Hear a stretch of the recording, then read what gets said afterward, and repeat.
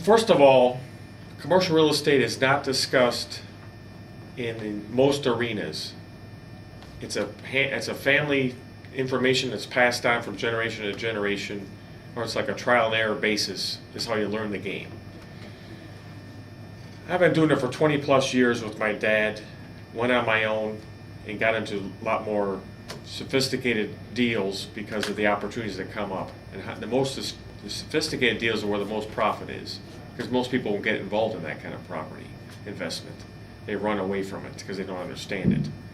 Well, I'm here today to tell you that don't fear it, so you get comfortable with it and how to invest in it.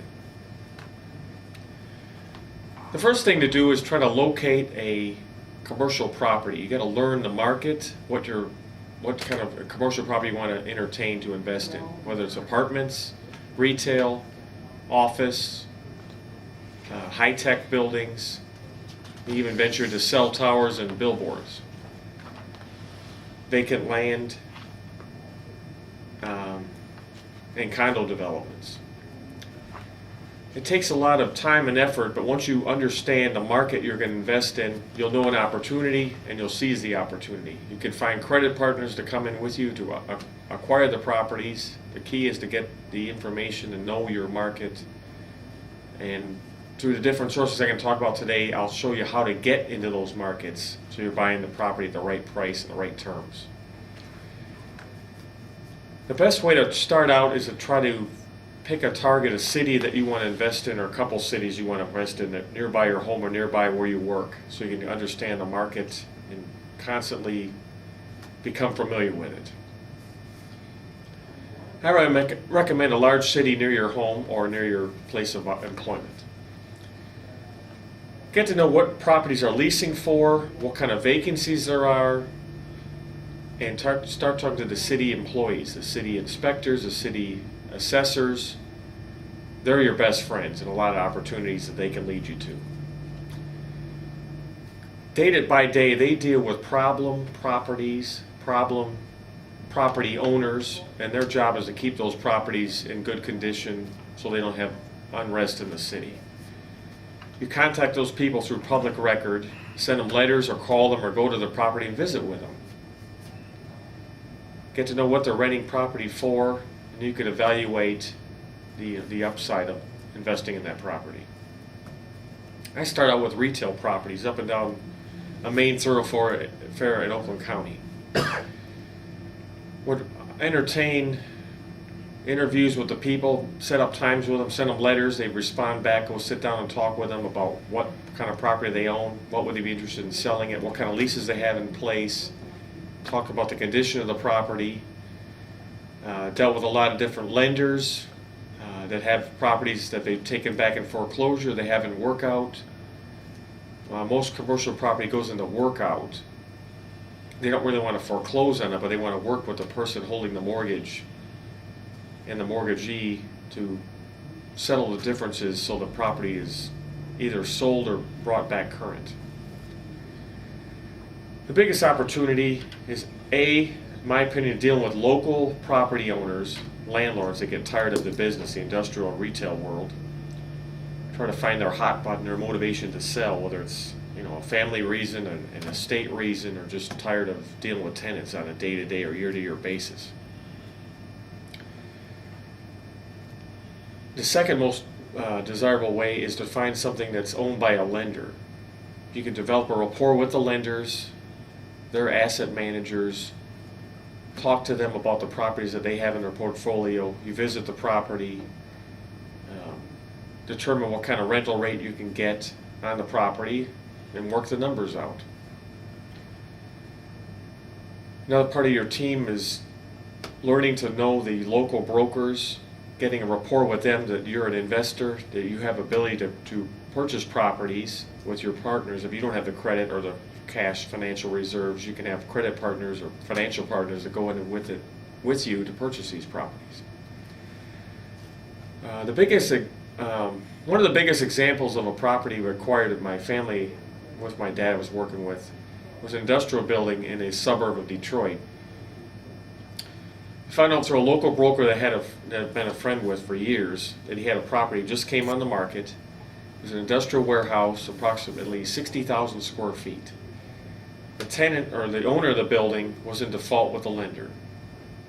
The broker put the property on the market. The tenant was still in the property. The owner was still in the property. He told me the lender was in possession. They had to kick the tenant out. They had to remove all his equipment. They didn't really want to go through that. They just want to get the property off their books. So made an appointment, met with the lender in their office, and worked out a deal with them. We started out, they stated the amount they wanted, $800,000 for this building. It was a 60,000 foot warehouse sitting on approximately 3 acres. Over a succession of 30 different phone calls and emails back and forth, we got down to a number of $300,000 on terms with conditions. The lender had to replace the roof because the roof was faulty, verify and replace any mechanical equipment on the roof that were in disrepair, physically, in the legal process, evict the tenant, and then also move all the equipment. The tenant had a light manufacturing operation going in the warehouse, and the bank spent more than $100,000 to take the equipment, had an auction for the equipment in the building and sold it, and then whatever they didn't sell they had to remove from the property. Took possession of the property. They gave us a mortgage for the property of $260,000, had to put $40,000 down to start making mortgage payments to the bank. This is a national bank based out of Michigan. Throughout the interview, this tape, I'm not going to talk about specific banks or cities, just to give you an example so there's no disclosure problems. We entered into a contract with the bank, took approximately 30 days to close, put the $40,000, they did all the docs, they followed through on all their different processes they had to do by evicting the tenant, having the sale of the property, having the roof replaced. Ended up with the building at $300,000, $40,000 down, made mortgage payments on the building. Immediately, the same broker that we acquired the contact through to the bank, he was paid by the bank for the sale. Immediately gave him the listing to lease the property. Again, any broker you deal with, when they give you a deal like that, you want to reciprocate and give them back the listing. And they work hand in tooth and nail for you. He subsequently found a tenant that took the majority of the property for lease within 6 months. We're going to review. The building was clean, empty. The roof was just replaced. The mechanical equipment on the roof was all brand new or in good working condition. He put a florist in the building, and they paid $8,000 a month to start. The expenses on the property with the mortgage were approximately $1,500 a month. So it had immediate cash flow on the property. 60 days after that point, he brought another tenant in to occupy the balance of the property. Brought in another $6,000 to $7,000 a month. Once those 2 leases were in place, we went to another lender, another local lender, and paid off the first lender. Refinanced the property for $1 million. Some of the people listening to this audio or this video tape are going to not believe this, but this is what happened. The tenant stayed in there 6 years, paying rent like clockwork. The bank was happy, the lender was happy. We developed a good rapport with the lender, and then subsequently bought more properties from the lender, because all they want to do is they want to deal with the property that they have on their books or in workout, get it out of workout, turn the property over to somebody else, put their money back and loan it out at another mortgage property. So that's just kind of stress to you that the opportunities and the networking between banks and commercial industrial brokers should be very high on your list. The opportunities they can bring to you, the way you treat them, the rapport you build with them is priceless. The next step in this property cycle was there's a demand for cell towers. This was in the late 90s. Went to a cell tower consultant and found out what the search rings were for the major carriers in this area of Oakland County. And coincidentally, this site in this suburb was an area where they needed a cell tower. So I got a survey of the property, which I had in the file, met with the cell tower consultant. He lined out, they do the lats and longs, they do different investigation with the city whether they allow a cell tower and what kind of cell tower dimensions they need, how many carriers they want to put on the power on this pole. You do an easement agreement with the cell tower people. They sign a 25-year lease with two 25-year options to extend. Each carrier on the cell tower pays $2,000 a month. This tower has 2 carriers on it. Subsequently, a year later, after we got this tower erected, we sold the building for $1.3 million. So there's basically acquired it for $300,000, refinanced it for $1 million. So we took that $700,000 out. Sold the property for $1.3 million. But according to the tax law, if you sell the property and you held it over a year, you could do a 1031. I'll get into that in a little bit. But that's an incredible part of the tax code, and every U.S. citizen has the ability to use it. Just don't understand it, so they probably don't apply it when they really should apply it. Sold the property, took the money, and transferred it to another property, paying no tax on the capital gain. The capital gain on this sale would have been huge, because we'll go back to the basis of the property. You acquired it for $300,000. Anything above that would be a 15% tax between $300,000 and the $1.3 million sale price. 15% on $1 million gain, plus when you add back in all the recapture, depreciation of the property, would have been more than $250,000 tax payable to Uncle Sam. Why pay the tax when the tax code allows you not to pay it? Basically, you defer the tax with a 1031. And you continually keep deferring that tax onto more and more properties in the future. Getting back to the cell tower, we carved out the cell tower with an easement agreement, kept the cell tower when we sold the building. So the income stream of $4,000 a month for another 20-some years with another 25-year option to extend stays in place. The basis for that income stream has no basis. So that's something you don't really want to sell because the cash return is infinite. You can't really calculate it. The 1031 vehicle, I recommend you, if you don't understand it, to fully investigate it through the internet. You can learn about it. Type in 1031.com, go to the websites, learn all the formalities about it. Stewart Title has an international title company. They have a division called Apex. Go to their website and learn all about the 1031 reverse starkers, 1031 exchanges. There's 3 or 4 different styles of 1031s you can get involved in. They all are very user-friendly. They're in the tax code. They're proven, and they're so powerful. I've just touched on the benefits of them. Once you understand the power of a 1031, you can use it in the residential and multifamily investing, but the biggest application, in my mind, because of the tax implication on a commercial sale or an industrial sale, the gain is so huge, you really have to use this vehicle to save yourself from taking all this gain and not paying tax on it. The world of commercial investing is a world that once you get in it, it's hard to say no to it. I started out with it with my dad doing it. Now I've been doing it on my own with different partners. Find distressed properties, bring in the partners. They come up with the financial strength or the credit worthiness to get a mortgage on the properties. Find out what's wrong with the property, fix the problem, basically ride the appreciation wave. The rental income pays for the debt service. And as the rental income increases, you increase your cash flow. And that's what all life is about, is cash flow. Not how much money you make every week or every year, but how much money you get to spend that's not subject to tax. The more you learn about the tax code, the better.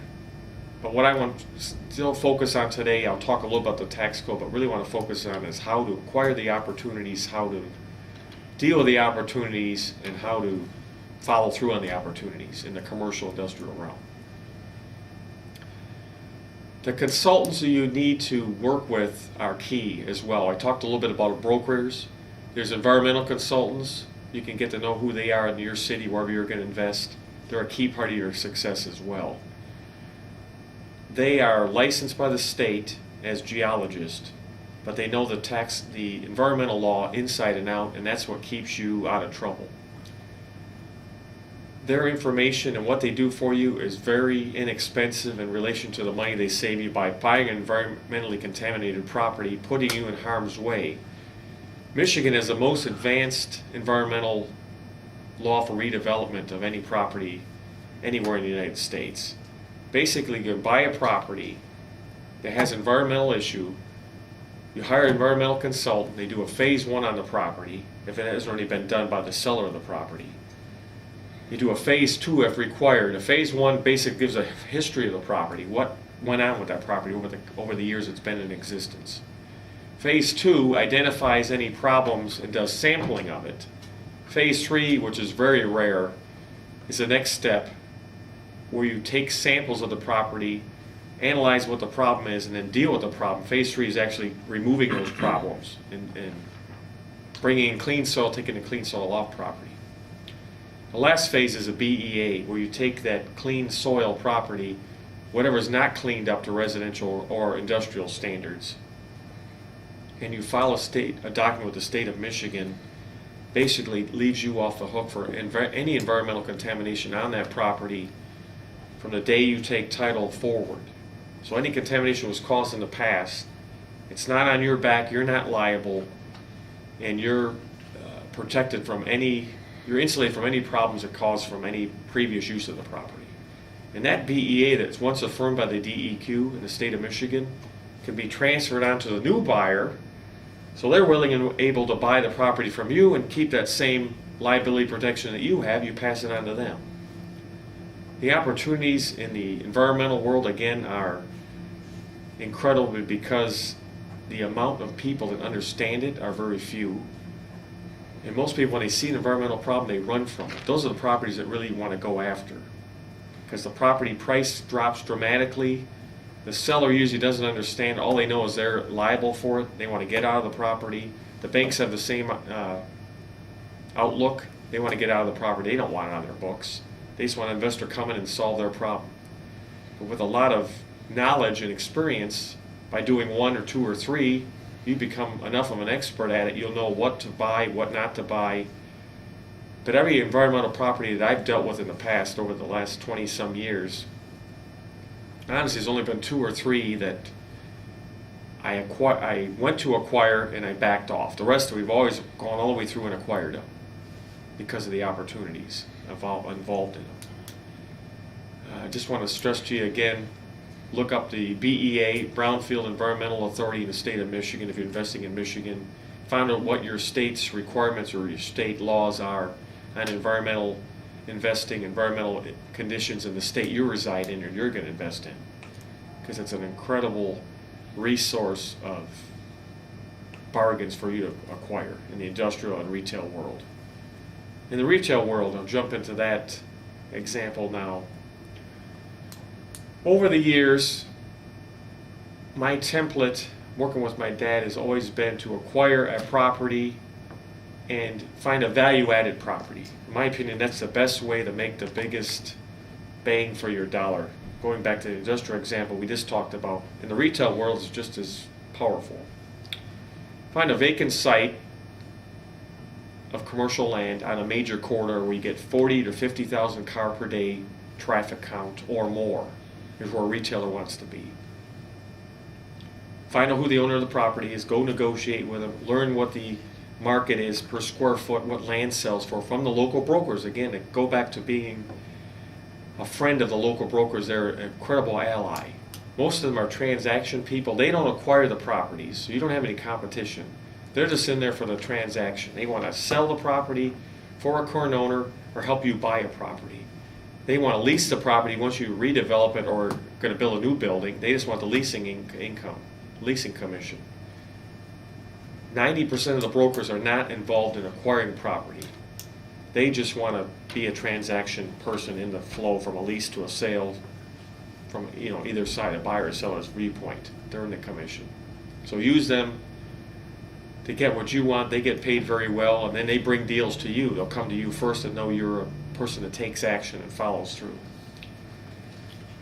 The biggest example, one of the biggest examples I can give you in the retail world was a site required on a main thoroughfare in Detroit area in Oakland County. It was a vacant piece of property, met with the owner, worked out an agreement on the basis of the square foot price for the dirt, the vacant land price. Through a broker I knew a tenant that was moving into town and wanted to open up a location on Main Thoroughfare. He had the tenant, the lease rate, what they were willing to pay, and the conditions of the building they would take it in. Went out and hired an architect to design the building, had the building built. The day the building was completed, we had a lease signed by the tenant. The tenant signed the lease, took the lease to the bank. The bank basically gave us 110% of what the cost of the building was based on lease income.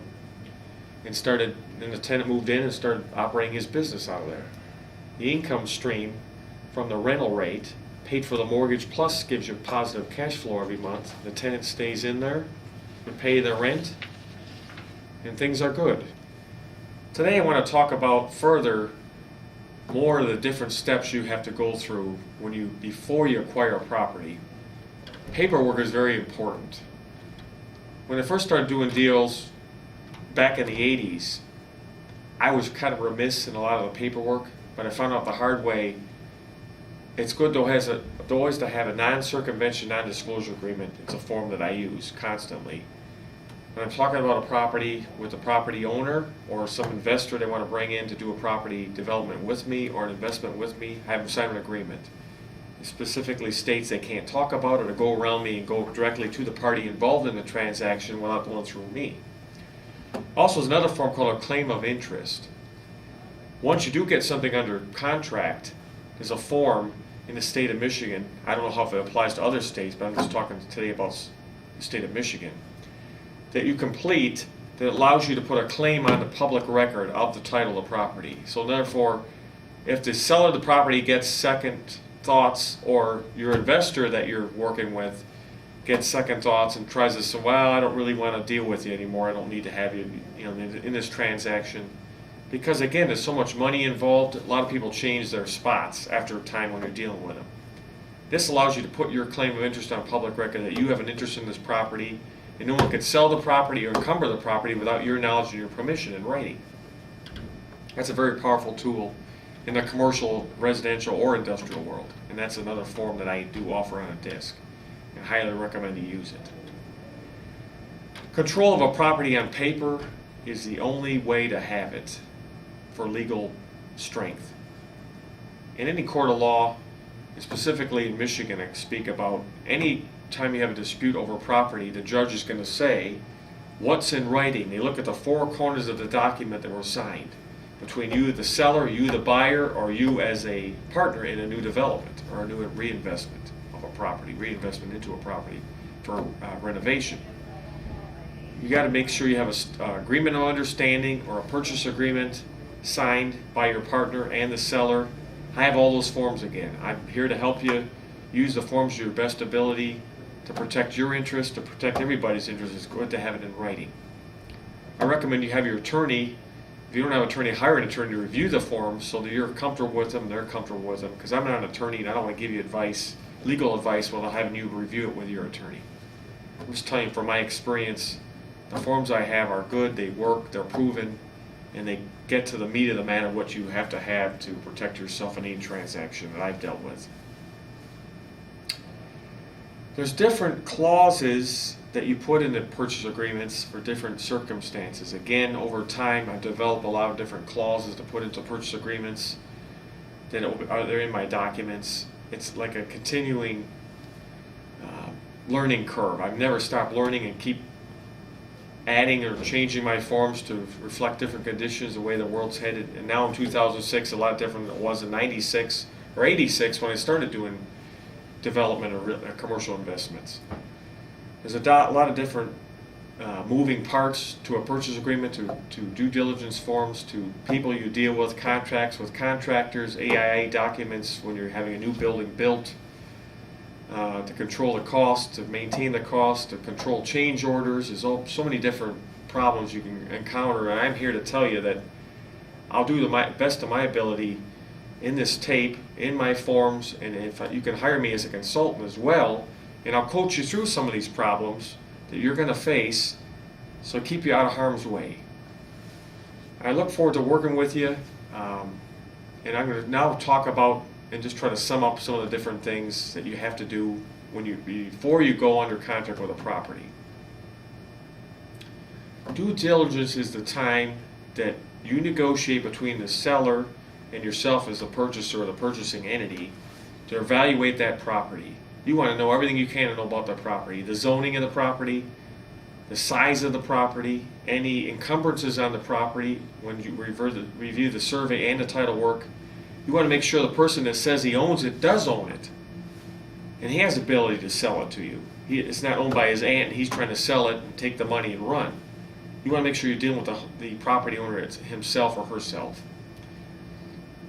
The due diligence time gives you the time to evaluate all those issues, all those concerns to your ability and to your satisfaction. You never want to buy a property unless you're satisfied and totally understand what you're purchasing. By having a due diligence time, it gives you time to evaluate everything and verify everything. There's a checklist that I have in my forms. Again, they make sure you cover each issue that I recommend you cover before you take title to a property and go get money put down on a property to get it financed. I also go through the mechanical issues of a property, how to evaluate electrical, plumbing, heating, roofing, how to evaluate a lease, how to evaluate the opportunity you have maybe to increase the rental rate on the lease, what the rental rate should be, what the term of the lease should be, what kind of commission to pay on relisting a property for a release, how to list a property with a broker for resale of the property, how to deal with options. There's so many different topics that I just don't have time to talk about today in this tape. I just want to make sure that I give you a real strong taste of the opportunity and really encourage you to take the next step and go into the commercial industrial world and start learning the game and actually playing in the game. You got to get on the court to play the game. You can't sit on the sidelines. And I'm so happy that I actually go out on the board game every day, or playing on the field of opportunities investing in the commercial industrial world. Thank you.